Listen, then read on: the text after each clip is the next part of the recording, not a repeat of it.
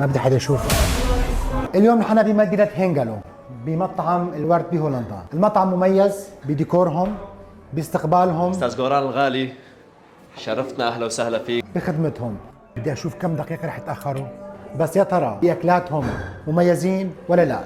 هذا هو ديكور المطعم من جوا. طبعا عندهم اللايف موزيك جمعة سبت وأحد، وعندهم مكان مخصص للأرجيلة. مراد حبيبي احكي لي شو أقوى الأطباق عندكم؟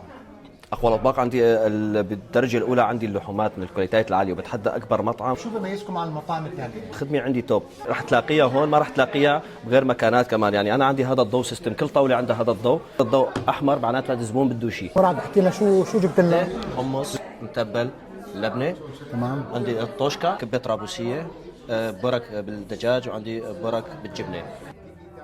خلينا نبلش اول شيء بالمازات اللي عندهم او مقبلات. خلينا نجرب الحمص اول شيء. شطارة المطاعم بتكون بالمتبل. طعمة الشوي يعني واضحة كثير. حمص انا بعطيها 10/10. المتبل 9.5/10. اللبنة هاي عادية يعني. خلينا ندوق التوشكا كيف طالعة، يعني بعطيها 8/10. قبل المشاوي خلينا ندوق الكبة. حبيبي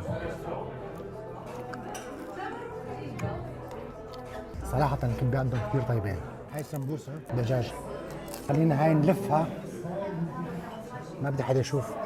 صراحة صار عندي فضول، بدي أتأكد وأشوف بعيني يا ترى فعلا الخدمة عنده ممتازة ولا لا. هاي 18/44.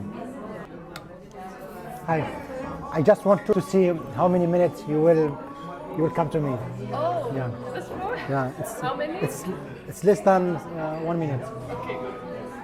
بالنسبة للمشاوي أكثر شيء عجبني بالترتيب هو شيش طاووق كباب شقف ريش. المطعم بيستحق التجربة. طبعا إذا بدكم تحضروا اللايف موزيك عندهم جمعة سبت أحد ما قلنا، بس لازم تحجزوا قبل. ضلوا بخير وصحة وعافية يا رب.